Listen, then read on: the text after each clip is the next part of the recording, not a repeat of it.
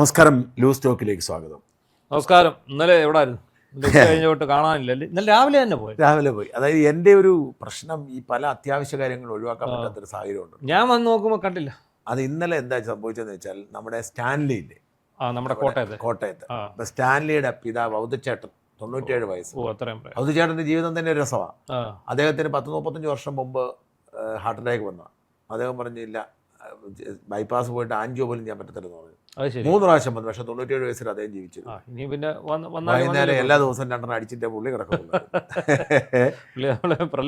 ഇദ്ദേഹം നമ്മുടെ ഓശാനയില്, നമ്മുടെ പുലിക്കുന്നൻ, ജോസഫ് പുലിക്കുന്നന്റെ ഓശാനയിലെ അക്കൗണ്ട്സ് കൈകാര്യം ചെയ്തിരുന്നു. ഇടമറ്റം എന്ന് പറഞ്ഞാൽ പാലാരി ഇടമറ്റം. ഈ ഇടമറ്റത്തിന് വലിയ പഴയ തറവാടികൾ ഒരുപാട് പേരുണ്ടല്ലോ. അപ്പൊ അവിടെയാണ് നമ്മുടെ കടുവാക്കുന്നേൽ കുറുവച്ചൻ. പഴയ സിനിമയിൽ അതായത് ശരിക്കും പറഞ്ഞാൽ കുരുവനാക്കുന്നേൽ കുറുവച്ചനാണ്.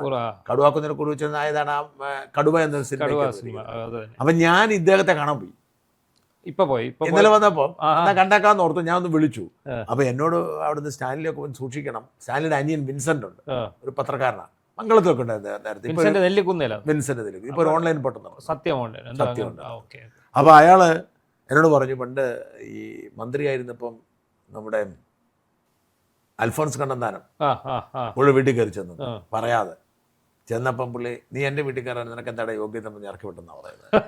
ഞാൻ എന്തായാലും ഇത് വിളിച്ചു. പണ്ടൊരിക്കൽ ഞാൻ ഇദ്ദേഹത്തെ കുറിച്ച് വീഡിയോ ചെയ്തപ്പം എന്നെ വിളിച്ചിരുന്നു. ഞാനൊരു വീഡിയോ ചെയ്തിരുന്നു ആ സിനിമ. അന്ന് വിളിച്ചപ്പോൾ അദ്ദേഹം വരാൻ പറഞ്ഞു.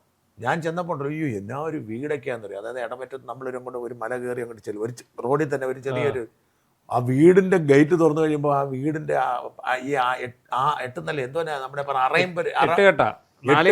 എട്ടുകെട്ടാണ് വീട്. അത് പുതിയതായിട്ട് പണിതാന്ന് തോന്നുന്നു, 10-40 പണിതാണ്. പക്ഷെ എന്നാ ഒരു വീട്, എന്നാ ഒരു സംവിധാനം. പുള്ളിയുടെ ആ പഴയ പ്രതാപം, പുള്ളി കൂസലില്ലായ്മയും അവിടെ ഒരൊറ്റ ഇരുന്നോണ്ട്, ഇത്രയും വയസ്സായി ഇരുന്നോണ്ട് ആ ഭാഗത്ത് നടക്കുന്ന എല്ലാം പുള്ളിക്ക് അറിയാം, എല്ലാം അറിയാം. 90 വയസ്സിന് മേലെ എന്തായാലും കാണും. പുള്ളി വലിയ ഫൈറ്റ് തരുന്ന ആളാണ്.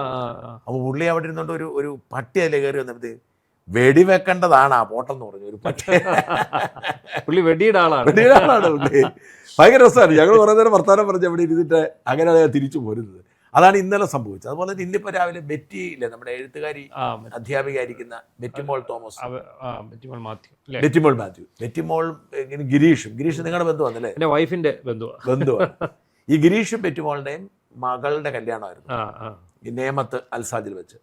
അപ്പം ഇവർ രണ്ടുപേരും എൻ്റെ സീനിയറായി പഠിച്ചതാണ് കാഞ്ഞിരപ്പള്ളി സോണേഴ്സ് കോളേജിൽ. ഞങ്ങളുടെ കോളേജിലെ ആ കാലത്ത് ഏറ്റവും വലിയ വാർത്തയായിരുന്നു ഇവരുടെ ഒളിച്ചോട്ടം. അന്ന് കോളേജിൽ പഠിച്ചോണ്ടിരുന്നപ്പോൾ ഒളിച്ചോടിയതാണ്. അതായത് ഈ ഗിരീഷ് എന്ന് പറയുന്ന ആള്, ഞാൻ പറഞ്ഞ ഞങ്ങൾക്ക് അവിടെ 2 ഗിരീഷ് ഉണ്ടായിരുന്നു. ഈ ഗിരീഷ് ഉണ്ട്, പിന്നെ ഒരു ഗിരീഷ് എസ് നായർ എന്ന് പറഞ്ഞ CPM. ഈ 2 പേരും ഞങ്ങളുടെ കാഞ്ഞിരപ്പള്ളി കോളേജിന്റെ ചരിത്രത്തിലെ ഏറ്റവും മിടുക്കന്മാരായിരുന്നു. മറ്റൊരാള് ഒരു സുബിനായിരുന്നു, അവൻ ആത്മഹത്യ ചെയ്തു. ഈ ഗിരീഷ് എന്ന് പറഞ്ഞാൽ നമുക്കൊക്കെ ആരാധന തോന്നും, പക്ഷെ അതിൽ ജനതാദളില്ല, അത് വിദ്യാർത്ഥികളില്ലേ. ഈ ഗിരീഷ് മാലി BP സിംഗിന്റെ കാലമാണ് 89. അന്ന് അദ്ദേഹം ജനതാദളിലാണ്, വിദ്യാർത്ഥി ദളിലാണ്. അതുകൊണ്ട് ക്ലിക്കാൽ അങ്ങോട്ടും ഇങ്ങോട്ടും ഒക്കെ പറഞ്ഞു. പക്ഷേ എനിക്കൊന്ന് ഇപ്പോഴും കട്ടപ്പന ഭാഗത്തൊക്കെ ആയിട്ട് മാത്രം കഴിയണം. പക്ഷെ അദ്ദേഹം ശരിക്കും MLA മന്ത്രിയൊക്കെ ആവണ്ട. പിന്നെ റാവുത്തറുടെ കൂടെ ആയിരുന്നു കുറച്ചു കാലം. സുലൈമാൻ റാവു MLA ആയിരുന്നല്ലോ ഇടുക്കിയിൽ. ഭയങ്കര കഴിവുള്ള ഒരാളാണ്. പക്ഷേ രാഷ്ട്രീയത്തിലൊന്നും ആയില്ല. ആ കല്യാണത്തിൽ നിന്ന് പോകേണ്ടി വന്നു. വലിയ കല്യാണമായിരുന്നു.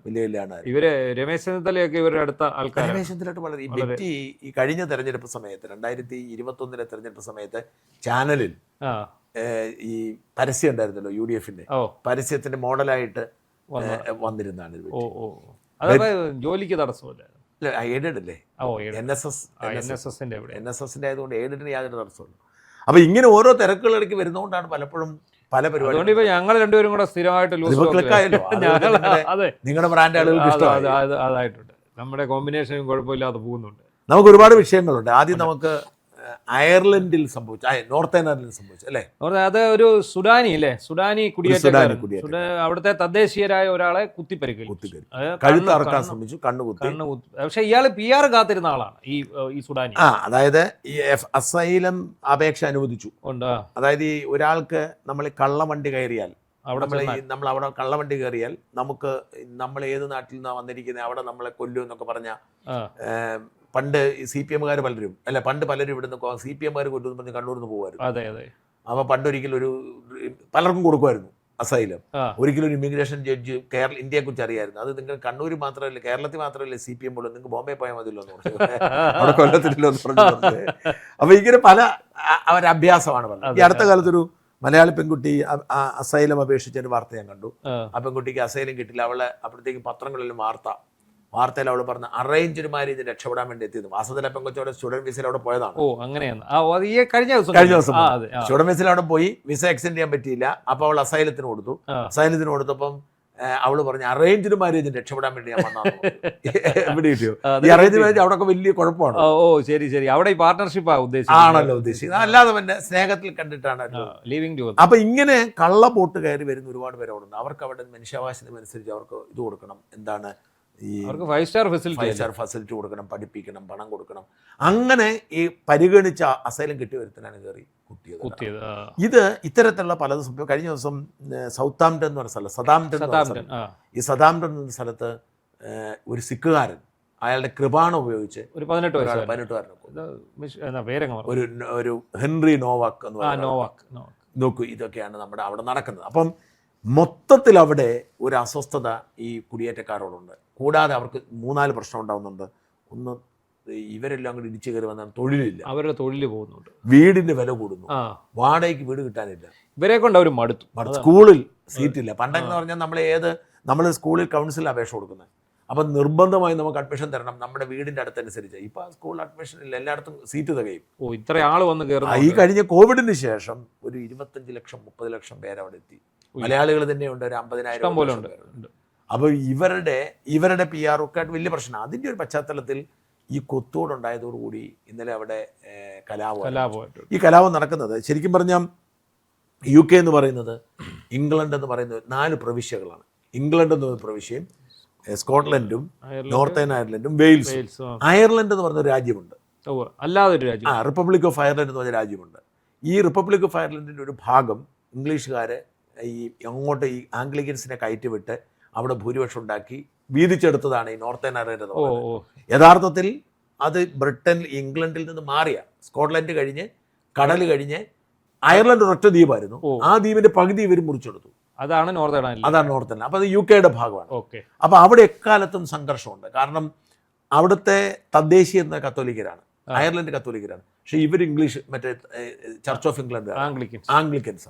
അപ്പൊ ഈ ഒരു കോൺഫ്ലിക്റ്റ്, അങ്ങനെയാണ് IRA എന്ന് പറയുന്ന ഒരു ഭീകര ഐറിഷ് റവല്യൂഷണറി ആർമി എന്ന് പറയുന്നത്. ഈ സംഘർഷമൊക്കെ പണ്ടേ ഉള്ളതെല്ലാം തീർത്ത് വരുന്നതിനിടയ്ക്കാണ് ഇപ്പൊ ഈ കുടിയേറ്റ വിഷയം ഉണ്ടാവുന്നതും വലിയ സംഘർഷം. അല്ലെങ്കിൽ തന്നെ ഈ നോർത്തേൺ അയർലൻഡ് ഇടയ്ക്കിടയ്ക്ക് ഇത്തരത്തിലുള്ള അറ്റാക്ക് ഉണ്ടാവാറുണ്ട്. ഈ നോർത്തേൺ അയർലൻഡ് മാത്രമല്ല, അയർലൻഡിൽ ഇപ്പോൾ വലിയ പ്രശ്നമാണ്. അത് അവരെനിക്ക് തോന്നുന്നു ഇന്ത്യൻസിനെയൊക്കെ ആക്രമിക്കുന്നുണ്ട്, കൊള്ളയടിക്കുന്നുണ്ട് അല്ലേ? ശരിക്കും നന്നായിട്ടുണ്ട്. അപ്പം ഇത്തരത്തിലുള്ള ഒരു പ്രശ്നം നിൽക്കുമ്പോഴാണ് ഇന്നലെ കുത്തുണ്ടായതും. അതുകൊണ്ട് ഭയങ്കരമായിട്ട് ആക്രമിക്കപ്പെടുകയാണ്. ഞാൻ എൻ്റെ സുഹൃത്തുക്കൾ പറഞ്ഞു, കുഴപ്പമുണ്ടോ എന്ന് ചോദിച്ചാൽ കുഴപ്പമില്ല, എല്ലാവരും ഉണ്ട്. പക്ഷെ എല്ലാവർക്കും ഒരു പേടിയുണ്ട്. ഇത് തണുക്കുന്നിടം വരെ പുറത്തിറങ്ങുന്നത് ഒഴിവാക്കുക എന്നുള്ളത് ഒരു വംശീയ ലഹളയായിട്ട് മാറിയിട്ടുണ്ടോ? അത് പണ്ട് ഇങ്ങനെ ഉണ്ടായിരുന്നില്ല അവിടെ. ഇപ്പൊ ആ തരത്തിലേക്ക് കാര്യങ്ങൾ അങ്ങനെ ആയിരിക്കുകയാണ്. ഈ സതാംപ്ടണിൽ ഇപ്പം ഞാൻ പറഞ്ഞില്ലേ, ഈ ഗുരുദ്വാരകൾക്ക് നേരെ ആക്രമണമാണ്. ഇവിടെ ഒരു പ്രശ്നം എന്താണെന്ന് വെച്ചാൽ, ഈ ഇന്ത്യക്കാരനെയോ പാകിസ്ഥാനിയോ ബംഗ്ലാദേശിയോ മലയാളിയോ ഹിന്ദിയോ നമ്മുടെ മതമൊന്നും ഇവർക്ക് തിരിച്ച്, നമ്മളെല്ലാം ഒരുപോലെ കാണുന്നത്. ഇപ്പൊ കത്തോലിക്ക ഭൂരിപക്ഷ രാജ്യമാണ് അയർലൻഡ് എന്ന് പറയുന്നത്. പക്ഷെ ഞാനൊരു കത്തോലിക്കനാണ്. അവിടെ ചെന്നാൽ എന്നെ ചിലപ്പം മുസ്ലിം എന്ന് പറഞ്ഞായിരിക്കും അടിക്കുന്നത്, അല്ലെങ്കിൽ മറ്റേ ഒരു സിഖുകാരനാണെന്ന് പറഞ്ഞു. സിഖുകാരനെന്നല്ല, ഹിന്ദുവാണെന്നും പറയും. ഹിന്ദുവാണ്. എല്ലാവരും അവരെ സംബന്ധിച്ചിടത്തോളം വ്യത്യസ്തമാണല്ലോ. എല്ലാവരും അവരെ സംബന്ധിച്ച് കുഴപ്പക്കാരാണ്. ഈ പാകിസ്ഥാനി ഇന്ത്യക്കാരും തമ്മിൽ വ്യത്യാസമൊന്നുമില്ല. ഇല്ല, രണ്ടുപേരും ഒന്നിച്ചാ കാണുന്നത്. മലയാളിയും തമിഴിനെയും മദ്രാസി എന്ന് പറഞ്ഞിരുന്ന പോലെ. അതുകൊണ്ടുള്ള ഒരു വല്ലാത്തൊരു അതേസമയം ഈ അസൈലമായി വരുന്ന ഭൂരിപക്ഷം പേരും കറുത്തവരാണ്. പക്ഷെ കറുത്തവർ ഇതിനേക്കാൾ സേഫാണ്. കാരണം എന്താ വെച്ചാൽ കറുത്തവർ പരമ്പരാഗതമായിട്ട് അവിടെ ഉള്ളത് കാരണം ആ കറുത്തവരെ അവർ കുറച്ചുകൂടി മനസ്സിലാക്കും. ബാക്കിയുള്ളവരെയാണ് അവർക്ക് ആശങ്ക. മാത്രമല്ല ഈ അല്ലാഹു അക്ബർ എന്ന് വിളിച്ച് കുത്തിക്കൊല്ലുന്ന ടീംസ് കറുത്തവരല്ലല്ലോ. ഇപ്പൊ കറുത്തവരും ഉണ്ട്, സെൻട്രൽ ആഫ്രിക്കയിൽ നിന്നൊക്കെ വരുന്നുണ്ട്.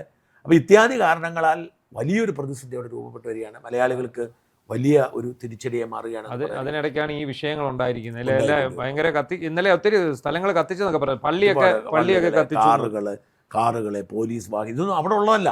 അവിടെ ഈ പോലീസ് വാഹനം കത്തിയിരുന്നു. കാരണം അത്ര സ്ട്രിക്റ്റ്ലി, ഞാൻ പറയുന്നത് നമ്മുടെ ഇടയ്ക്കൊക്കെ വർഗീയ കലാപങ്ങൾ പണ്ടുണ്ടാവാറുണ്ടായിരുന്നു. പക്ഷെ അങ്ങനെ വർഗീയ കലാപം ഉണ്ടാകുന്ന രാജ്യമല്ല, നിയമവാഴ്ച ശക്തമായിട്ടുള്ള രാജ്യമാണ്. പക്ഷെ പറഞ്ഞിട്ട് കാര്യമില്ല. ഇപ്പൊ ആ കണ്ടീഷനിലേക്ക് അവിടെ മാറി എന്നുള്ളതാണ്. അടുത്ത വിഷയത്തിലേക്ക് പോകാം. നമുക്ക് അൻസിബയുടെ വിഷയം. അൻസിബ മറ്റേ അമ്മ വിഷയം. അൻസിബ ടിനി ടോമിനെതിരെ പരാതി കൊടുത്തു. അൻസിബ ടിനി ടോമിനെതിരെയും ലക്ഷ്മി പ്രിയക്കെതിരെയും കേസ് കൊടുത്തു. എന്നിട്ട് അവര് അൻസിബയുടെ മൊഴി എടുത്തിട്ടും കേസ് രജിസ്റ്റർ ചെയ്തിട്ടില്ല. അതിനകത്തുള്ള സംഭവം വളരെ, ഞാനത് വിശദമായി പഠിച്ചതാണ്. ഇതിൻ്റെ അകത്ത് യഥാർത്ഥത്തിൽ അവിടെ ചില പ്രശ്നങ്ങളുണ്ട്, അങ്ങോട്ടും ഇങ്ങോട്ടും ചില ഈഗോ പ്രശ്നങ്ങളുണ്ട്. ടിനി ടോം വിടുവായിത്തരം പറയാറുണ്ട്. ടിനി ടോം നമുക്കറിയാമല്ലോ വിടുതരം. പക്ഷെ അതിനപ്പുറത്തേക്ക് ഒരു കേസാകാനോ ഇത്രയും ചർച്ചയാകാനോ വിഷയമൊന്നും ഇല്ല. പക്ഷെ ഇതങ്ങ് ചേരി തിരിഞ്ഞിട്ട് അങ്ങോട്ടും ഇങ്ങോട്ടുള്ള ഈ പോര് നടക്കുകയാണ്. ഇതിനിടയ്ക്ക് ഒത്തിരി വോയിസസ് ഒക്കെ വെളിയിൽ വന്നില്ലേ? എന്നാലും ഞാൻ പറഞ്ഞു, ഇതൊന്നും ഈ സ്ത്രീകളെ അങ്ങോട്ട് ചുമതലയേൽപ്പിച്ചു, ആ സ്ത്രീകൾ അങ്ങോട്ടും ഇങ്ങോട്ടും തമ്മിൽ അടിയാണ്. ഒരു വശത്ത് ശ്വേതാ മേനോൻ, മറുവശത്ത് കുക്കു പരമേശ്വരൻ. ഇവരുടെ പൊളിറ്റിക്സ് ഒക്കെ ഒരു നിർണായകമാണ്. കുക്കു പരമേശ്വരൻ ഒരു CPM കാരി, എങ്ങനെയെങ്കിലും ശൈലജ ടീച്ചറും പിണറായി ജയിക്കണമെന്ന് പറഞ്ഞാൽ മറ്റേ പുള്ളിക്കാരത്ത് ശ്വേതയ്ക്ക് അങ്ങനത്തെ രാഷ്ട്രീയ ദേശം. ഞാൻ ഈ സിനിമക്കാരുടെ വിഷയത്തിൽ ഇടപെടുകയും ഇവരെല്ലാവരോടും സംസാരിക്കുകയും, ഞാൻ ഈ പറയുന്ന ശ്വേതയോടും മറ്റേ കുറുപ്പിനോടും, നീനാക്കുറുപ്പ്, ലക്ഷ്മി പ്രിയോടും എല്ലാം സംസാരിച്ച്, ടിനുവിനോടും ഒക്കെ സംസാരിച്ച്, രണ്ട് ഗ്രൂപ്പിലും പെട്ടു. പക്ഷേ എനിക്കൊരു കാര്യം പറയാൻ പറ്റും, ഇതിൽ ഏറ്റവും ജെനുവനായിട്ട് എനിക്ക് തോന്നുന്നത് ശ്വേതാ മേനോനാണ്. ശ്വേത അജണ്ടയില്ല, അവർക്ക് രാഷ്ട്രീയമില്ല, അവർക്ക് ഈ പറയുന്ന അമിതമായ ഫെമിനിസം ഇല്ല, അമിതമായ എന്താ പറയുന്നത് പുരുഷ സ്നേഹമില്ല. അവർ ന്യൂട്രൽ അല്ല. അവരുടെ ഒരു ഹിസ്റ്ററി നമുക്കറിയത്തില്ല. അവർ സിനിമയിലേക്ക് വന്നതും അവർ ആദ്യം ഒരു വലിയ കോണ്ടത്തിന്റെ പരസ്യത്തിൽ അഭിനയിച്ചില്ലേ സിനിമ, കോഹിനൂറിന്റെ. അങ്ങനെ വന്ന് അവര് ശരിക്കും ഒരു മോഡലായിരുന്നല്ലോ നോർത്ത് അവരിവിടെ വരുമ്പോൾ അവർ വളരെ ബോൾഡാണ്. അതാണ് അവരുടെ ആ ക്യാരക്ടേഴ്സിനകത്ത് പോലും നമുക്ക് മനസ്സിലാകുന്നത്. അവർ വളരെ ബോൾഡാണ്. മാത്രമല്ല, അവർക്ക് ഇങ്ങനെ ഒരു പൊതുവേദിയിൽ വെച്ച് ഒരാളെ ആലിംഗനം ചെയ്യുന്നതിനോ ഒരു ഉമ്മ കൊടുക്കുന്നതിനോ ഇങ്ങനെ കെട്ടിപ്പിടിക്കുന്നതിനോ ഒരു പ്രശ്നമില്ല. വളരെ പിന്നെ അവരുടെ ചിരിയുണ്ടല്ലോ, അവര് വളരെ നാച്ചുറലായിട്ടായി ചിരിക്കുന്നതൊക്കെ. അവരോട് സംസാരിക്കും. അതെ, ഞാൻ അവരോട് സംസാരിക്കുമ്പോൾ അവരോട് ഞാൻ വളരെ രസമാണ്. അവർക്ക് ഈ കുത്തിത്തിരി പറയത്തില്ല. ഇല്ല, വളരെ ഫ്രീ ആയിട്ട് ഇടപെടാൻ പറ്റുന്ന ഒരു ഏരിയയാണ്. അതാണ് അവരുടെ പ്രശ്നം. അവർക്ക് ഇതിനകത്തെ കാപട്യങ്ങളൊന്നും മനസ്സിലാവുന്നില്ല. അവരെ എന്താണെന്ന് വെച്ചാൽ അതിനനുസരിച്ച് പ്രതികരിച്ചു പോകുന്നതേ ഉള്ളൂ. ഇപ്പോൾ എന്നിട്ട് സംഭവിച്ചിരിക്കുന്നത് എന്താണെന്ന് വെച്ചാൽ, ഇതിൻ്റെ അകത്ത് ഈ ചില ബാഹ്യശക്തി ഇടപെടും. ഈ അൻസിബ സാമാന്യം ഭേദപ്പെട്ട ഒരു നടിയാണ്, വലിയ കുഴപ്പക്കാരിയായ ഒരു സ്ത്രീയല്ല. അവരെ ടാർഗറ്റ് ചെയ്ത് പല കാരണങ്ങൾ പലരും ഉണ്ടാക്കിയിരുന്നു. പക്ഷേ ഇപ്പോൾ ഉണ്ടാ കുഴപ്പമെന്ന് വെച്ചാൽ അവരുടെ പിന്നിൽ ചില ശക്തികൾ പ്രവർത്തിക്കുന്നുണ്ട്. അപ്പം അതുകൊണ്ടാണ് അവരെ ഈ പരാതി കൊണ്ട് കൊടുക്കുന്നത്, അവരെ ഉപയോഗിച്ചിരിക്കുന്നത്. അപ്പം ആ പരാതി പോലീസ് പരിശോധിച്ച് ക്രൈം ഇല്ല എന്ന് കണ്ടെത്തി. മൊഴിയെടുത്തപ്പോൾ ക്രൈം ഇല്ല. ലക്ഷ്മി പ്രിയക്കെതിരെ അവർ കൊടുത്ത ക്രൈമിലുമില്ല. ടിനിക്കെതിരെ കൊടുത്തതിൻ്റെ അകത്ത് പോലും അവർ സ്ത്രീത്വത്തെ അപമാനിക്കുന്നൊന്നും പറഞ്ഞിട്ടില്ല. ഈ ലക്ഷ്മി പ്രിയ കൊണ്ട് ക്ലാസ് കൊടുത്തു, അതിലും കേസ് നിലനിൽക്കത്തില്ല. ഞാൻ പറഞ്ഞ അങ്ങോട്ട്. പക്ഷേ ഇതിൻ്റെ അകത്തൊന്നും കാര്യമൊന്നുമില്ല. കാരണം എനിക്ക് ഈ അൻസിബയുടെ പിന്നിലുള്ള ആളുകളെ ഞാൻ വെളിപ്പെടുത്താൻ ആഗ്രഹിക്കുന്നില്ല. അപ്പോൾ ഈ അൻസിബയുടെ പിന്നിലുള്ള ആളുകൾ എന്താ ചെയ്യാൻ പോകുന്നതെന്ന് വെച്ചാൽ, ഇവരിപ്പം കുറച്ച് വാർത്തയൊക്കെ ശ്രദ്ധിച്ച് കുറേ വാർത്തകൾ നിറഞ്ഞു നിന്ന് കുറേ കൊടുത്ത് ഈ പോലീസ് എടുക്കുന്നില്ല അവരുടെ വിഷയം നേരെ കോടതി കൊണ്ട് CMB ഇടും. CMB ഇട്ടിട്ട് എന്തൊക്കെയാണോ ഇവർ ആഗ്രഹിക്കുന്നത് അതെല്ലാം അന്വേഷിച്ച് കേസെടുക്കാൻ കോടതിയുടെ പ്രശ്നം CMB കൊണ്ടിട്ട് കേസെടുക്കാൻ പറയും. അത് പറയും. ചിലയിടത്ത് മാത്രമേ കോടതി മാറ്റി വെക്കത്തുള്ളൂ. വലിയ കോടതിക്ക് ഒരു സംശയം തോന്നിയാൽ അന്വേഷിച്ചിട്ട് മാറ്റി. ഇപ്പം എനിക്കൊന്ന് പുതിയ നിയമം വന്നപ്പം എടുക്കുവാന്ന്. അപ്പോൾ ഇതെന്നാ പ്രശ്നം പറ്റുന്നത് വെച്ചാൽ, ഇവരെല്ലാം ഈ പറഞ്ഞ ലക്ഷ്മി പ്രിയ ഒക്കെ ഇപ്പം സേഫായി. ലക്ഷ്മി പറഞ്ഞിരിക്കുന്നത് 10 കോടി രൂപ നഷ്ടപരിഹാരം ആവശ്യപ്പെട്ടു. അത് അടുത്ത തമാശയാണ്. ഈ 10 കോടി രൂപ നഷ്ടപരിഹാരം വെച്ച് കൊടുക്കണമെങ്കിൽ അതിന് എത്ര 1 കോടി രൂപ കെട്ടിവെക്കണം. ലക്ഷ്മി അത് മാത്രമല്ല, ഈ 10 കോടിയുടെ മാനം ഉണ്ട് എന്ന് തെളിയിക്കണം. അതും വേണം. അപ്പം ഇതൊക്കെ ചുമ്മാ പറയുമ്പോ അടിക്കുന്നു. കോടികൾക്കൊന്നും ഒരു വില. ഇത് പറയുമെങ്കിലും അവസാനം കൊണ്ട് കൊടുക്കുന്നുണ്ട്. അവിടെ കടകംപള്ളി കൊടുത്ത പോലെ ആയി. അങ്ങനെ പറ്റൂ. ഞാൻ പക്ഷേ എപ്പോഴും മാനനഷ്ട കേസ് കൊടുക്കും. ഞാൻ സിവിലായിട്ടുള്ള കൊടുക്കുമ്പോൾ മാക്സിമം വലിയ വിഷയമാണ് 25 അല്ലെങ്കിൽ 10 ലക്ഷം. ഇത് കൂടുതൽ ഞാൻ കൊടുക്കാറില്ല. കാരണം എന്താണെന്ന് വെച്ച് കഴിഞ്ഞാൽ നമ്മൾ കെട്ടി വെക്കണം, അതിന്റെ പറയാൻ. അപ്പൊ ഇത് ചുമ്മാ ആവശ്യത്തിന് പറയുന്നതാണ്. പക്ഷേ ഒരു കാര്യം പറയാം, ഇവിടെ സംഭവിക്കാൻ പോകുന്നത്, ഇപ്പം പരാതി കൊടുത്തിരിക്കുന്നു അൻസിബ, പരാതി ഇല്ല. ഇപ്പം ലക്ഷ്മി പ്രിയയും നിരപരാധിയാണെന്ന് കണ്ടെത്തി. ടിനിക്കെതിരെയും കേസെടുക്കാൻ വകുപ്പില്ല. പക്ഷേ ഇവർ കോടതിയിൽ പോകും. ഡെഫിനറ്റ്ലി ടിനിയെയും ലക്ഷ്മി പ്രിയയും ഒക്കെ പ്രതിയാക്കിക്കൊണ്ട് കേസെടുത്തോണ്ട് വരും. അതാണ് അവരുടെ പിറകിലുള്ളത്. എന്തായാലും സിനിമാ രംഗത്തെ ആ തമാശകൾ തുടരുന്നു. നമ്മൾ മേജർ വിഷയം നമ്മൾ പറയാൻ വന്നിരുന്നത് ഏതായിരുന്നു? നമ്മൾ പറഞ്ഞിരുന്ന ഒന്ന് ഗോവിന്ദന്റെ ഇന്നലത്തെ വാർത്താ സമ്മേളനം. ഇന്നലത്തെ ആ ഗോവിന്ദനെ കുറിച്ചുള്ള കുറച്ച് സൂചനകൾ ഇന്നലെ കിട്ടിയെങ്കിലും നമ്മൾ ഇന്നലെ ലൂസ് സ്റ്റോക്ക് എടുത്തതിന് ശേഷമാണ് ഈ വാർത്താ സമ്മേളനം നടന്നത്. പറഞ്ഞു വരുമ്പോൾ ഈ പാർട്ടിക്കകത്ത് ഒരുപാട് പ്രശ്നങ്ങളുണ്ട് CPM-ന്. പക്ഷെ ഒന്നും കാരണഭൂതർ ഞങ്ങളല്ല. അതായത് ഗോവിന്ദനും അല്ല, ഞാനും അല്ല, പിണറായിയും അല്ല, പാർട്ടിയാണ്. പാർട്ടിയാണ് ഇത് മൊത്തം ഉണ്ടാക്കി. അതിനകത്ത് ഏറ്റവും രസകരമായി എനിക്ക് അനുഭവപ്പെട്ട ഒരു കാര്യം, കണ്ണൂർ ജില്ലാ കമ്മിറ്റിയിൽ ജാഗ്രത കുറവുണ്ടായി സ്ഥാനാർത്ഥി നിർണ്ണയം. ആ ജാഗ്രതാക്കുറവ് സംസ്ഥാന കമ്മിറ്റിയിലേക്ക് അവരിന്ന് സ്ഥാനാർത്ഥികളെ തീരുമാനിച്ചു വിട്ടപ്പോൾ സംസ്ഥാന കമ്മിറ്റിയിലും ആ ജാഗ്രത കുറവ്. ആരാണ് സംസ്ഥാന കമ്മിറ്റി? അത് എം വി ഗോവിന്ദൻ. ആർക്കാണ് ജാഗ്രത കുറവുണ്ട്? അത് പാർട്ടിക്ക്. കണ്ണൂർ മുഖ്യമന്ത്രിയുടെ പ്രൈവറ്റ് സെക്രട്ടറി ആയത് രാകേഷാണ്. അത് കണ്ണൂർ ജില്ലാ കമ്മിറ്റിയിൽ നിന്നാണ് ഈ സ്ഥാനാർത്ഥികളെ നിർണ്ണയിച്ച് ഇങ്ങോട്ട് വിട്ടിരിക്കുന്നത്. അപ്പോൾ ആ കണ്ണൂർ ജില്ലാ കമ്മിറ്റിയിൽ നിന്ന് ആര് വന്നു? പിന്നെ അവർ നിർദ്ദേശിച്ചു വിട്ടത് സംസ്ഥാന സെക്രട്ടറിയുടെ ഭാര്യ. അവരിവിടെ ഇതങ്ങ് സ്വീകരിച്ചു. അവിടെ നിന്ന് വിട്ടതല്ലേ, അവരെ നിരാശപ്പെടുത്തണ്ടെന്ന് കരുതി ഇവിടെ സ്വീകരിച്ചു. അപ്പോൾ ആർക്ക് വീഴ്ച പറ്റി? അത് പാർട്ടിക്ക് വീഴ്ച പറ്റി. വേറൊരെണ്ണം, യോഗി ആദിത്യനാഥിന്റെ കത്ത് വായിച്ചത് ആധ്യാത്മിക സംഗമത്തിൽ, ശബരിമല അയ്യപ്പ സംഗമത്തിൽ വായിച്ചു. ഇതാരാ വായിച്ച? വാസവനാ വായിച്ചത്. ഇതാര് പറഞ്ഞിട്ട് കൊണ്ടുവന്ന? ഇവരങ്ങോട്ട് ആവശ്യപ്പെട്ടിട്ട് ഇങ്ങോട്ട് കൊണ്ടുവന്ന. അപ്പോൾ അതിന്റെ കുറ്റം ആർക്കാ? അതിന്റെ കുറ്റം പാർട്ടിക്ക്, സർക്കാരിനാണ് അതിന്റെ കുറ്റം. അത് വേറൊരു കാര്യം, സർക്കാരിന് അതിന്റെ വേറൊരു കുഴപ്പം കൂടെ സംഭവിച്ചിരിക്കുന്നത്.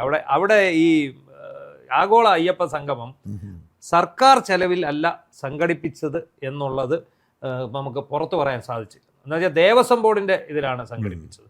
ഇത് സർക്കാർ ചെലവിലല്ല സംഘടിപ്പിച്ച് സർക്കാരിന്റെ കാശെടുത്ത് പിണറായി വിജയൻ വഴിപാട് കഴിച്ചു. അത്രയേ ഉള്ളൂ അതിനകത്തെ കാര്യം. അതങ്ങ് പറഞ്ഞാൽ മതി. അതുപോലെ പത്മകുമാർ, സ്വർണ്ണക്കൊള്ളയിൽ വന്ന പത്മകുമാറിനെ പുറത്താക്കിയില്ല. അന്ന് പുറത്താക്കേണ്ട. അയാൾ ഇന്നലെ തന്നെത്താൻ അയാൾ പുറത്തായി. അയാൾ അംഗത്വം പുതുക്കിയില്ല. അത് നമ്മളെ സ്റ്റോറി അടിച്ചിട്ടുണ്ട്. നമ്മൾ മാത്രം ബ്രേക്ക് ചെയ്തിരിക്കുന്നത്. അത് അങ്ങനെ ഇപ്പം ഇങ്ങോട്ട് അതുകൊണ്ട് എന്ത് വന്നു എന്ന് ചോദിച്ചു കഴിഞ്ഞാൽ പാർട്ടിയും രക്ഷപ്പെട്ടു, അയാളും രക്ഷപ്പെട്ടു. ഇനി ഇയാൾ പുതുക്കാൻ അപേക്ഷ കൊടുത്തിരുന്നെങ്കിലോ? ഇത് പാർട്ടി എന്തോ ഇതിന് ഇയാളെ എടുത്ത് കളയാൻ പറ്റുമോ? പറ്റത്തില്ല. ഇത് പുതുക്കാൻ പറ്റുമോ? അതും പറ്റില്ല.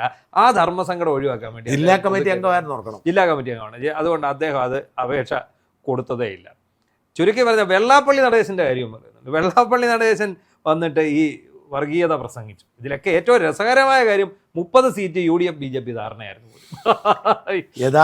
അതായത് CPM അവരെ തിരുത്താൻ ആഗ്രഹിക്കുന്നില്ല. ഇല്ല, CPM-ന്റെ സാധാരണ പ്രവർത്തകരും അണികളും പറഞ്ഞിരിക്കുന്ന ഒരുപാട് വിഷയങ്ങളുണ്ട്.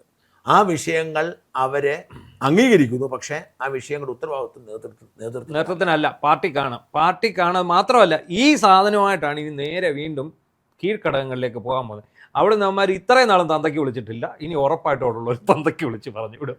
യഥാർത്ഥത്തിൽ ഈ CPIM നേരിടുന്ന ഏറ്റവും വലിയ പ്രതിസന്ധി 18 വർഷം പാർട്ടിയെ നയിച്ച പിണറായി അതിനുശേഷം സർക്കാരിനെ നയിക്കാൻ വരുമ്പോഴും പാർട്ടിയുടെ പിടി പുള്ളിയുടെ തന്നെയായിരുന്നു. അപ്പോൾ പുള്ളിയുടെ പിടി, അതായത് 28 വർഷം പുള്ളിയുടെ ആളുകൾ പാർട്ടി. അതായത് അയാളെ കുറിച്ച് പറയാൻ ഇപ്പോഴും ഭയമാണ്. അവിടെയാണ് പ്രശ്നം. ഇത്രയും വലിയ തോൽവി ഉണ്ടാക്കി വെച്ചു, ഇത്രയും വലിയ നാണക്കേണ്ട. എന്തിന്?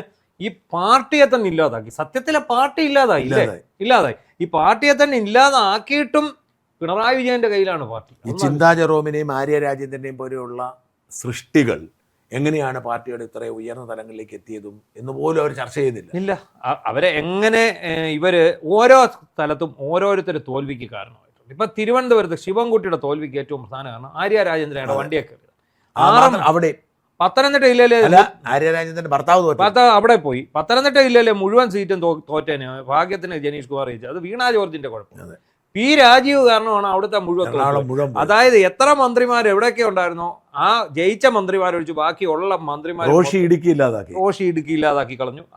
റോഷി ഇല്ലാതാക്കി. അങ്ങനെ ഓരോരുത്തരും. പിന്നെ സജി ചെറിയാന് ആലപ്പുഴ നിന്നെങ്കിലും അവിടെ സുധാകരൻ വന്നോടെയാണ് ഈ സംഭവം എല്ലാം സംഭവിക്കുന്നത്. അവിടെ സുധാകരൻ ഇമ്പാക്റ്റാണ്. സജി ചെറിയാൻ വിരോധമല്ല. സജി ചെറിയാൻ അങ്ങനെ വിരോധമില്ല. അവിടെ ഒരു പ്രശ്നമില്ല. പക്ഷെ ഒരു കാര്യം ഇപ്പോഴും നമ്മൾ ഉറപ്പിച്ചു പറയാം, പിണറായി വിജയൻ എന്ന് പറയുന്ന വ്യക്തി ഈ പാർട്ടി നേതൃത്വത്തിന്റെ തലപ്പത്തുനിന്ന് പോയില്ലെങ്കിൽ ഈ പാർട്ടി ഇതോടെ അസ്തമിക്കും. ഈ ഗ്യാപ്പിൽ BJP ഗോളടിക്കും. സംഭവം ഒപ്പിച്ചു. BJP അതിന് ഒപ്പിച്ചിട്ടുണ്ട്. മോളെ അറസ്റ്റ് കൂടെ ചെയ്ത് കഴിഞ്ഞാൽ പിന്നെ എല്ലാം ഓക്കെ ആയി. ഇക്കോടതി പറഞ്ഞുകൊണ്ടൊരു കാര്യം കൂടി ഞാൻ പറഞ്ഞോട്ടെ. നമ്മുടെ ഈ തെരഞ്ഞെടുപ്പ് പ്രവചന മത്സരത്തിന്റെ ഫലം പ്രഖ്യാപിക്കാനായിട്ടുള്ള ഒരു വീഡിയോ ഞാൻ ചെയ്തിരുന്നു. അത് മുഴുവൻ പരിശോധിച്ചപ്പം എല്ലാവർക്കും തെറ്റിപ്പോ 2 സീറ്റാണ്. നമ്മുടെ TN പ്രതാപൻ ജയിക്കുമെന്ന് കരുതിയിരുന്നു മണലൂരിൽ. ഇവിടെ ആയിഷ പോയിട്ട് ജയിക്കുമായിരുന്നു കൊട്ടാരക്കര. അതൊഴികെ ബാക്കി എല്ലാം കറക്റ്റായ ആളുകളുടെ ഉണ്ട്. അത് എത്ര ആളുകളാണെന്നറിയോ? എല്ലാം കറക്റ്റ്. 2 ഒഴികെ 104 സീറ്റ് വന്നു. ആ 2 സീറ്റില് എന്തിനേറെ അത് മാത്രമാണോ ഈ നമ്മുടെ കോന്നിയിൽ കുറച്ചുകൂടെ മെച്ചപ്പെട്ട ഒരു സ്ഥാനാർത്ഥി നിർത്തിയാൽ ജയിച്ചു പോകാമായിരുന്നു. ഉണ്ടായിരുന്നു. അത് ഞാൻ നേരത്തെ മീറ്റിംഗ് നമ്മളൊരു ഇതിൽ പറഞ്ഞാണ്. അവിടെ DCCയുടെ ജനറൽ സെക്രട്ടറി ഉണ്ടായത് SV പ്രസന്നകുമാർ, ഈഴവ സമുദായത്തിൽപ്പെട്ട ആളായിരുന്നു. ആ ആൾ ജയിച്ചതിനും അങ്ങേര് വൻ ഭൂരിപക്ഷത്തിൽ ജയിച്ചതിനും ഈ ഇദ്ദേഹം ആയതുകൊണ്ട് മാത്രമാണ്. അത് പാർട്ടി അന്നേരം ഒരു സീറ്റ് ഈ DCC പ്രസിഡന്റ് കൊടുക്കണം എന്നുള്ളത് കൊണ്ട് മാത്രം കൊടുത്തു പോയത്. അങ്ങനെ ലക്ക് ജയിച്ചു ഒരുപാട് പേരുണ്ട്. നമ്മുടെ പഴവളം മധു ജയിച്ചത്, പഴവളം രമ്യ ഹരിദാസ് ജയിച്ചു. ഒന്നും ഒരിക്കലും ജയിക്കേണ്ട ആളല്ല. അവിടെ വേറൊരു നല്ല സ്ഥാനാർത്ഥിയായിരുന്നെങ്കിൽ പഴവളം മധു ഇച്ചിരി ബുദ്ധിമുട്ടിയാണ്. എന്തായാലും ഗോവിന്ദൻ വളരെ സങ്കടത്തിലാണ്. ഇനി ഗോവിന്ദനെ ഒന്നും നമുക്ക് കുറ്റം പറയാൻ പറ്റത്തില്ല. കാരണം ഈ വീട്ടിൽ ചെല്ലുമ്പോൾ പെണ്ണുമ്പിള കുനിച്ച് തിരിക്കുമായിരിക്കും. എനിക്ക് MLA ആവണം, മന്ത്രിയാവണം, നീ എന്തിനാടാവുക ഈ പാർട്ടി സെക്രട്ടറി സ്വപ്നം കണ്ടുകൊണ്ടാണ് അദ്ദേഹം അതെല്ലാം കൂടി ഇപ്പൊ കൊണ്ടുവന്ന് കണ്ണൂർ ജില്ലാ കമ്മിറ്റിയുടെ തല വെച്ച് രക്ഷപ്പെടുന്നത്. അപ്പൊ ഈ നമ്മൾ ഇവരൊക്കെ കുറ്റം പറയുമ്പോഴും ഈ വീട്ടിൽ സംഭവിക്കുന്നതിനെ നമുക്കാർക്കും അറിയില്ല. ഈ ഒന്ന് ഗോവിന്ദന്റെ അവസ്ഥ, പിണറായിയുടെ അവസ്ഥയിൽ ഒരു വശത്ത് മകളും വേറെ വശത്ത് ഭാര്യയും പ്രഷർ ചെയ്തുകൊണ്ടിരിക്കുകയാണ്. പാർട്ടിക്ക് സേവിക്കണമെന്ന് വിചാരിച്ചൊന്നും നടക്കത്തില്ല. ഇവര് പറഞ്ഞ വേറൊരു പ്രധാനപ്പെട്ട കാര്യമുണ്ട്. അതെന്താണെന്നറിയോ? ഈ സർക്കാരിന്റെ വികസന പ്രവർത്തനങ്ങൾ പ്രചാരണം വേണ്ടത്ര പറ്റിയില്ല. എത്ര കോടി രൂപയാണ് കിബിയുടെ പൈസ, ഈ വഴി മുഴുവൻ പുള്ളിയുടെ. അവരിത് കറക്റ്റായിട്ട് ഈ വിഷയം മനസ്സിലാക്കിയിട്ടില്ല. അതായത് ഇപ്പോഴും അവർ മനസ്സിലാക്കാത്തതാണോ അതോ? അല്ലല്ല, മനസ്സിലാക്കിയതാണ്. അവർക്കെല്ലാം അറിയാം. കാരണം എല്ലായിടത്തുനിന്നും അഭിപ്രായം വന്നല്ലോ. ഈ ഇത്രയധികം പണം ചെലവഴിച്ചതാണ് യഥാർത്ഥത്തിൽ, ഇത്രയധികം പബ്ലിസിറ്റി കൊടുത്താണ് യഥാർത്ഥത്തിൽ തിരിച്ചടിയായത്. അതായത് പിണറായി വിജയന്റെ തല മാത്രം വെച്ചുള്ള പബ്ലിസിറ്റിയിലാണ് അവർ തോറ്റുപോയെന്ന് ഇപ്പോഴും അവർക്ക് മനസ്സിലായിട്ടില്ലെങ്കിൽ പിന്നെന്ത്. ഞാൻ ഇന്ന് നേമ ജംഗ്ഷനിൽ നിൽക്കുമ്പോൾ, അല്ല കരമന നേമത്തിൽ നിന്ന് കല്യാണത്തിന് പങ്കെടുക്കാൻ പോകുന്നത്, ആ കരമന ജംഗ്ഷനിൽ നിൽക്കുമ്പോൾ ട്രാഫിക് നിൽക്കുമ്പോൾ അവിടെ വലിയൊരു സാധനമുണ്ട്. ഏത് സമയത്തും ഓടിയെത്താൻ ഒരേ ഒരാൾ ശിവൻകുട്ടി എന്ന് പറഞ്ഞ സാധനം. പക്ഷെ അതിന്റെ സൈഡിൽ പിണറായിയുടെ പടങ്ങളുണ്ട്. അതുകൊണ്ടാണ് അത് ഏക്കാതെ പോയത്. ഓ അത് ശരി. ഇദ്ദേഹത്തിന് വലിയ പടം രണ്ടുപേരുടെ പിണറായിയുടെ വലിപ്പം കൂടുതൽ, തൊട്ട് പിന്നാലെ ശിവൻകുട്ടിയുടെ മാത്രമാണ് ചിലപ്പോൾ 10 വോട്ട് കിട്ടിയത്. അത്രേ ഉള്ളൂ. ഇത് ഇന്നിപ്പോഴും ഇരിക്കും അവിടെ. ഇതാണ് ഈ LDF അല്ലാതെ മറ്റാരെന്ന് പറഞ്ഞുള്ള ഈ ഇതെല്ലാം നാട് മുഴുവൻ വെച്ചിരിക്കുക. കഴിഞ്ഞ ദിവസം ആരോ എടുത്ത് ട്രോൾ ചെയ്യൊക്കെയുണ്ട്. മോഹൻലാലിന്റെ ഒരു സിനിമയ്ക്കകത്ത് റോഡ് റോളർ കൊണ്ടുപോകുന്നില്ല എന്ന് ഇയാൾ ശോഭന വന്ന് ചോദിക്കുന്നില്ല. ഇതുവരെ ഇവിടുന്ന് കൊണ്ടുപോയില്ല എന്ന് പറഞ്ഞ് വെള്ളാനകളുടെ നാടിനകത്ത് വന്ന് ചോദിക്കുന്നുണ്ട്. ആ വോയിസും എടുത്തിട്ടിട്ട് ഇങ്ങനെ ഈ LDF അല്ലാതെ മറ്റാര് ഇത് ഇവിടുന്ന് ഇതുവരെ കൊണ്ടുപോയില്ല എന്ന് വെച്ചിരിക്കുകയാണ്. നമ്മുടെ ഏറ്റവും പ്രധാനപ്പെട്ട വിഷയം, നമ്മളിന്ന് ചർച്ച ചെയ്യേണ്ട ഒരു പ്രധാനപ്പെട്ട വിഷയം, മുഖ്യമന്ത്രി പതിവ് വാർത്താ സമ്മേളനം, ക്യാബിനറ്റിന് ശേഷമുള്ള ബ്രീഫിംഗ് ആണ്. അത് പ്രധാനമായിട്ടും അദ്ദേഹം മെയിൻ വിഷയം ഇതാണ്, KSRTCയിലെ വനിതകൾ. ഞാൻ ഈ വാർത്താ സമ്മേളനം ശ്രദ്ധിച്ചപ്പോൾ എന്നെ ക്യാച്ച് ചെയ്തൊരു പ്രക്രിയ വെച്ചാൽ, കഴിഞ്ഞ എല്ലാ മന്ത്രിസഭാ യോഗങ്ങളും ശേഷമുള്ള വാർത്താ സമ്മേളനം അടിപൊളിയായിരുന്നു. അതായത് ഭയങ്കര ആവേശത്തോടെ വന്നിരിക്കുന്നു, എല്ലാ ചോദ്യങ്ങൾക്കും അദ്ദേഹം ഉരുളയ്ക്ക് ഉപ്പേരി പോലെ ഉത്തരം പറയുന്നു. പക്ഷെ ഇന്നത്തെ വാർത്താ സമ്മേളനത്തിൽ അങ്ങനെ എടുത്തു പറയാൻ പറ്റുന്ന ഒന്നുമില്ല. അതാണ് പ്രശ്നം. ആകെ പറഞ്ഞത് ഈ വനിതകളുടെ അല്ല, അതൊക്കെ പോലും ഞാൻ പറഞ്ഞ പുള്ളി ഒരു ഡിഫൻസ് മോഡലിൽ നിന്നുകൊണ്ടാണ്. അതിൽ പുള്ളി മിടുക്കനാണ്, നല്ല മെയ്വഴക്കമാണ്.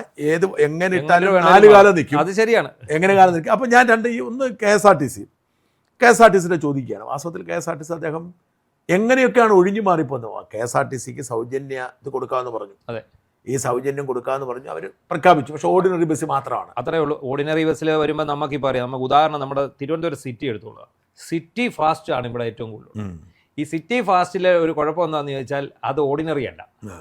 ഇപ്പം ഞാനിപ്പം വട്ടപ്പാറയിൽ നിന്ന് ഇവിടെ വരെ വരുന്നു, 18 രൂപയാണ് സാധാരണ ഓർഡിനറിയുടെ ടിക്കറ്റ്. സിറ്റി ഫാസ്റ്റിനാണെങ്കിൽ അത് 20 രൂപയാണ്. സാധാ ഫാസ്റ്റ് പാസഞ്ചറിനാണെങ്കിൽ 29 രൂപയാണ്. അപ്പോൾ ഈ 18 രൂപയുടെ വണ്ടി ഏതാണെന്ന് നമുക്ക് തിരിച്ചറിയില്ല. അകത്ത് കയറി നമ്മൾ ടിക്കറ്റ് അടിക്കുമ്പോൾ മാത്രമാണ് നമ്മൾ തിരിച്ചറിയുന്നത് ഇതിൽ 18 രൂപയ്ക്ക് വരുന്ന വണ്ടി ഏതാണെന്നുള്ളത്. അപ്പോൾ എന്താണ് കുഴപ്പമെന്ന് വെച്ചാൽ ബാക്കി മൊത്തം അതിൻ്റെ മുമ്പിൽ CF എന്ന് എഴുതി വെച്ചിട്ടുണ്ട്. അത് പക്ഷേ നമുക്ക് കാണത്തില്ല, സിറ്റി ഫാസ്റ്റാണ്. അപ്പോൾ എന്താണെന്ന് ചോദിച്ചാൽ ഈ സിറ്റി ഫാസ്റ്റ് എന്ന് പറഞ്ഞാൽ എനിക്കൊന്ന് ഇവിടെ ആകുമ്പോൾ ഏറ്റവും കൂടുതൽ ആൾക്കാർ നിത്യ യാത്രക്കാരുണ്ട്. ഈ സെക്രട്ടറിയല്ല അത് അതിന് അങ്ങനെയുള്ള സ്ഥലങ്ങളിൽ ഇപ്പം നമുക്കിപ്പോൾ സത്യത്തിൽ ഇതോട് പ്രയോജനം കിട്ടാമെന്ന് എനിക്കൊന്നും. ഒരു പക്ഷേ പത്തനംതിട്ട ജില്ലയിൽ ബൈ റൂട്ടിൽ ഓടുന്ന KSRTCയിൽ ഒരുപാട് ബസ്സുണ്ട്. ഇപ്പം ചെങ്ങന്നൂർ 2 റൂട്ടുണ്ട്. ഒന്ന് പത്തനംതിട്ടയിൽ നിന്ന് ആറന്മുള വഴി ചെങ്ങന്നൂർ, ഒന്ന് ഇലവന്തിട്ട വഴി ചെങ്ങന്നൂർ. അത് ഞങ്ങളുടെ വീടിൻ്റെ അതിലെ അവിടെ പോകുന്ന വണ്ടി. ആ വണ്ടി അവിടെ ഇത് മാത്രമേ ഉള്ളൂ. ഇവിടെ ഈ ഇലവന്തിട്ട വഴി ചെങ്ങന്നൂരിൽ ഓർഡിനറി ബസ് മാത്രമേ ഉള്ളൂ. അതുകൊണ്ട് എന്ത് പറ്റിയെന്ന് വെച്ചാൽ അത് ഭയങ്കര നഷ്ടം ഉണ്ടാക്കി ഇവർക്ക്. അതേസമയം നമ്മുടെ വടക്കൻ ജില്ലകളിലോട്ട് പോയി കഴിയുമ്പോൾ അവിടെ KSRTCയുടെ ഓർഡിനറി ബസ് ഇല്ല. അവിടെ അല്ല, ഇത് പ്രൈവറ്റ് ബസ്സാണ്. പക്ഷേ പ്രൈവറ്റ് ബസ്സുകാർ പൊളിയാൻ പോകുന്നത് ഈ കൊല്ലം, ആലപ്പുഴ, പത്തനംതിട്ട ജില്ലകളിലാണ് പ്രൈവറ്റ് ബസ്സുകാർ പൊളിയാൻ. തിരുവനന്തപുരത്ത് പോലും അത്രയും ബാധിക്കുകയാണ്. ഈ 3 ജില്ലകളെ ഇത് ബാധിക്കും. ഇടുക്കി ഞാൻ പറഞ്ഞു വന്നത്, ഈ KSRTC സ്ത്രീകൾക്ക് സൗജന്യ യാത്ര എന്ന് പറഞ്ഞിട്ട് KSRTC ഓർഡിനറി ബസ്സിൽ മാത്രമായി നിയമിച്ചുണ്ടാക്കിയിട്ട് പോലും പുള്ളി പിടിച്ചു നിൽക്കുകയാണ്. പുള്ളി ചോദിക്കും മുഖ്യമന്ത്രി ചോദിച്ചു ആ മെയ് വഴക്കം ഉണ്ടല്ലോ, ചോദിക്കുമ്പം മറ്റേ 1600 രൂപ എന്ന് പറയുന്നത് 2500 രൂപയാക്കുമെന്ന് പിണറായി വിജയൻ കഴിഞ്ഞ തവണ പറഞ്ഞിരുന്നു, ക്ഷേമ പെൻഷൻ.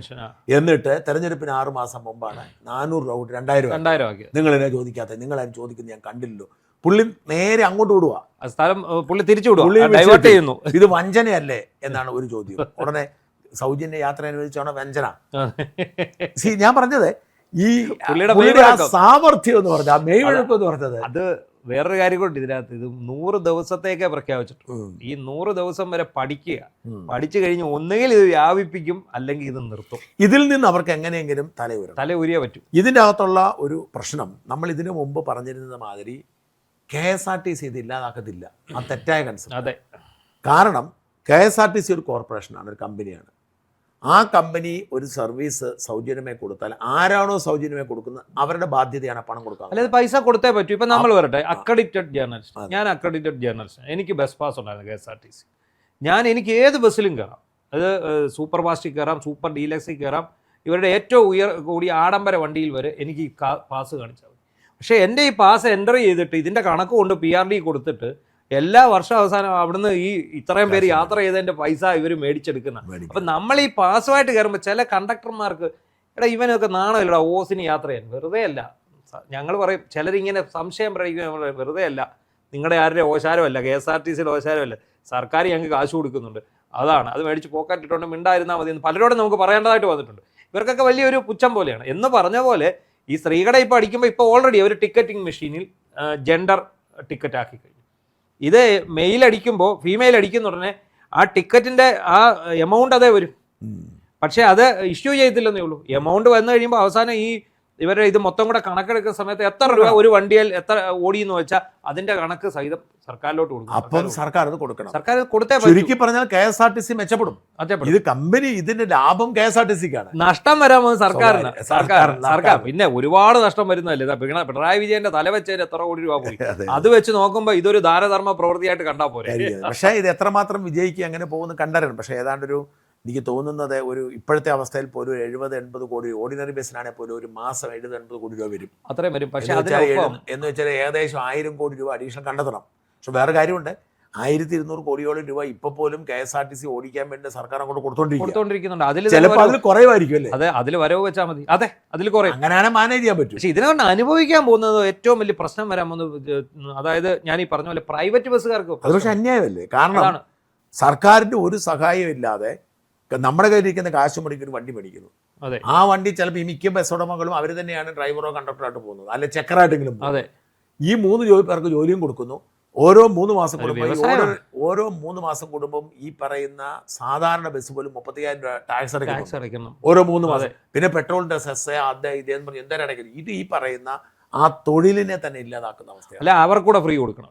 അതെ, എന്നിട്ട് അവര് ബില്ലനുസരിച്ച് അവരോട് പറയാം, ഒരു ശരാശരി തുക ഞങ്ങൾ തരാം, നിങ്ങൾക്ക് ഡീസൽ അടിക്കാനുള്ള കാശ് തരാം. അതെങ്കിലും ചെയ്യേണ്ടതാണ്. കാരണം എന്താണെന്ന് വെച്ചാൽ അവരിപ്പം 10 രൂപയുടെ ടിക്കറ്റിന് അവർക്ക് ഒരു 8 രൂപ വരെ കൊടുക്കാം, നിങ്ങളത് ഇത് വെച്ച് തന്നാൽ മതി എന്ന് പറഞ്ഞാൽ അങ്ങനെ ഒരു സാധനം വേണമെങ്കിൽ ചെയ്യാൻ മതി. പക്ഷെ അതൊന്നും പ്രാക്ടിക്കൽ അല്ല, അത് ഒന്നാമത്തെ കാര്യം. പക്ഷെ ആ ഒരു വ്യവസായത്തെ ഇത് ഭയങ്കരമായിട്ട് ബാധിക്കും.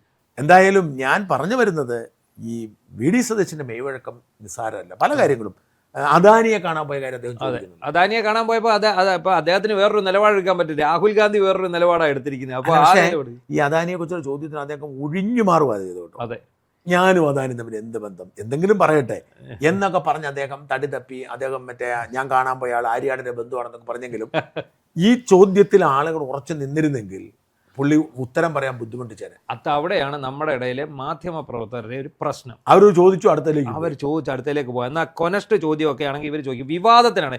എന്നാൽ ഈ അദാനിയുമായിട്ടുള്ള ചോദ്യത്തിൽ തന്നെ തൂങ്ങി നോക്ക്, പെട്ടുപോയനെ. പെട്ടെന്ന് ഞാൻ അദാനിയെ കുറിച്ചുള്ള ഈ അദ്ദേഹത്തിന് ശരീരഭാഷ ശ്രദ്ധിക്കുന്നത് വളരെ പെട്ടെന്ന് ശരീരഭാഷ നമുക്ക് വ്യക്തമാകും. VD സതീശന് ഈ അദാനിയെ കുറിച്ചുള്ള ചോദ്യത്തിൽ അദ്ദേഹം വളരെ അൺകംഫർട്ടബിൾ ആയിരുന്നു. അല്ല, പുള്ളി നല്ല ഹോംവർക്ക് ചെയ്തിട്ടാ വരുന്നത്. അല്ല, പക്ഷെ ഇതിൽ അദ്ദേഹം അൺകംഫർട്ടബിൾ ആയിരുന്നു. അതിന് മറുപടിയില്ല.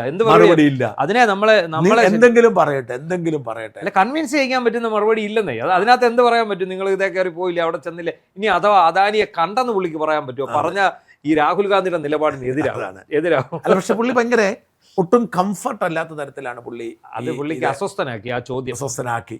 പക്ഷെ എന്നാലും പുള്ളി മറുപടി പറഞ്ഞു എന്നുള്ളത് അത് ചിരിച്ചോണ്ടാ പറയുന്നത്. അത് അല്ലാതെ മറ്റേ പുള്ളിയുടെ കൂട്ട് ഇമാതിരി ചോദ്യമൊന്നും വേണ്ട, അല്ലെ ഇറങ്ങി പുറത്തൊന്നും. പിന്നെ ഇവര് തോമസ് ഐസക്കിന്റെ പുള്ളി പറഞ്ഞ് എനിക്ക് ഏറ്റവും ഇഷ്ടപ്പെട്ട ഇന്നവിടുത്തെ പുള്ളി ഇന്നത്തെ പത്രസമ്മേളനത്തിൽ വി.ഡി. സതീശൻ സ്കോർ ചെയ്ത ആ കാര്യത്തിൽ, അതായത് CPM-നെ തോൽപ്പിക്കാൻ എളുപ്പമാണ്, അതെ പറഞ്ഞു മനസ്സിലാക്കാൻ തോറ്റു എന്ന് പറഞ്ഞ് ബോധ്യപ്പെടുത്താൻ. അത് പുള്ളി പലതവണയും പറഞ്ഞിട്ടുള്ളത്. അത് നമ്മുടെ തദ്ദേശ സ്വയംഭരണ തെരഞ്ഞെടുപ്പ് കഴിഞ്ഞപ്പോഴും പുള്ളി ഇത് തന്നെയാണ് പറഞ്ഞത്. ഈ അന്ന് കൈരളിയുടെയോ ദേശാഭിമാനിയുടെ ലേഖനം ചോദിച്ചപ്പോൾ പുള്ളി ഇതുപോലെ ഞങ്ങളുടെ പ്രസ് ക്ലബ് ചെയ്യുന്നത് നിങ്ങളെ ഒന്ന് പറഞ്ഞു മനസ്സിലാക്കാനാ പാട്, നിങ്ങൾ തോറ്റെന്നെങ്കിൽ ഇനിയെങ്കിലും ഒന്ന് വിശ്വസിക്കൂ എന്ന് പറയുന്നത്. ഇത്തരത്തിൽ പുള്ളി മെയ്വഴക്കത്തോടെ കാര്യം കൈകാര്യം ചെയ്തു. പക്ഷെ ഒരു പ്രത്യേകിച്ച് ഞാൻ ശ്രദ്ധിച്ചൊരു കാര്യം, ഈ മന്ത്രിസഭാ യോഗത്തിന് ശേഷം പ്രത്യേകിച്ച് ഒന്നും പ്രഖ്യാപിച്ചില്ല എന്നുള്ളതാണ്. അല്ല, ഇന്നൊന്നുമില്ല, ഇന്ന് വളരെ ഡള്ളായിട്ടൊരു ദിവസം. എന്ത് പ്രഖ്യാപിക്കാൻ? ഇന്ന് ആകെപ്പാടെ ഇതിനകത്തൊരു നല്ലൊരു ചോദ്യമായിട്ട് എന്തെങ്കിലും അതും അത്ര ഇതായിട്ട് പോയില്ല.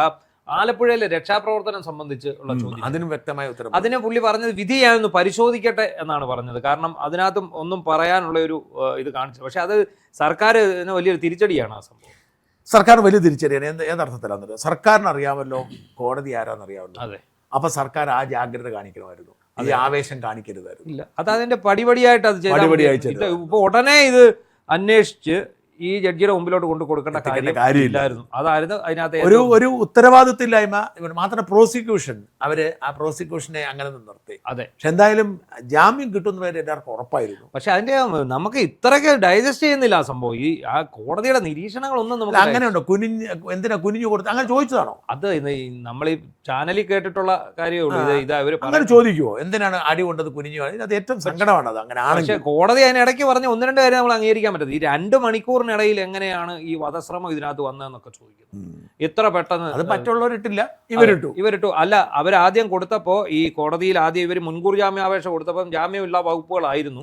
ആ സമയത്ത് ഇവർ റിപ്പോർട്ട് ചോദിച്ചപ്പോൾ ഇല്ലായിരുന്ന സാധനം പെട്ടെന്ന് അങ്ങനെ ഒരു ദിവസം ഉച്ചയായപ്പോൾ കൊണ്ടുവന്നതെന്നാണ് ചോദിക്കുന്നത്. അങ്ങനെയൊക്കെ ഉണ്ട്. പക്ഷെ അതിനകത്ത് ആ ചെറുപ്പക്കാരുടെ പ്രതികരണം ഇച്ചിരി കടുപ്പിച്ചിട്ടാണ്. അവരെ അതിന്റെ അതൃപ്തി മറച്ചു വെച്ചിട്ടില്ല. ഈ തോമസ് ഒക്കെ ഇന്നലെ പറഞ്ഞത് MLA ആയിട്ട് പറയാമല്ലോ. ഒരു MLA ഇപ്പൊ ഞാൻ പറഞ്ഞ നമ്മളെന്തെങ്കിലും പറഞ്ഞാൽ കോടതി ലക്ഷ്യമാവും. പക്ഷെ MLAക്ക് പറയാമല്ലോ. MLAക്ക് പറഞ്ഞ പ്രത്യേക സമയം എന്തായാലും വളരെ നിരാശാജനകമാണ്. ഇതിനകത്ത് ഏറ്റവും സങ്കടം, അങ്ങനെ കോടതി പറഞ്ഞ എനിക്കറിയില്ല, കോടതി പറഞ്ഞു എന്തിനാ കുനിഞ്ഞു നിന്ന്, അതുകൊണ്ടല്ലേ തല്ലുകൊട്ടെ അടി വന്നപ്പോ എന്തിനാ കുനിഞ്ഞെന്ന് എനിക്കറിയില്ല. അങ്ങനെ പറഞ്ഞു. എനിക്ക് ചാനലിൽ കണ്ടുള്ള ഇതേ ഉള്ളൂ. അങ്ങനെ പറഞ്ഞിട്ടുണ്ടെങ്കിൽ അതിനകത്ത് വളരെ സങ്കടകരമായ സംഗതി എന്താണെന്ന് വെച്ചാൽ ഈ പലപ്പോഴും ഈ അടികളാണ് ഇവരുടെയൊക്കെ ജീവിതം ഇല്ലാതാക്കുന്നത്. കണ്ണന്റെ കാര്യം, MG കണ്ണൻ സത്യത്തിൽ രക്തസാക്ഷിയാണ്, പോലീസ് മർദ്ദനത്തിന്റെ രക്തസാക്ഷിയാണ്. അതുപോലെ വിജയ് ഇന്ത്യയുടെ ഇത്തരത്തിൽ പലരും നമ്മൾ ഈ വിദ്യാർത്ഥി സമരത്തിന്റെ ഭാഗമായി ആൾക്കൂട്ടത്തിനിടയിലേക്ക് ഇറങ്ങി തല്ലുകൊള്ളുന്നവർ അപ്പോഴൊന്നും കുഴപ്പം കാണത്തില്ല.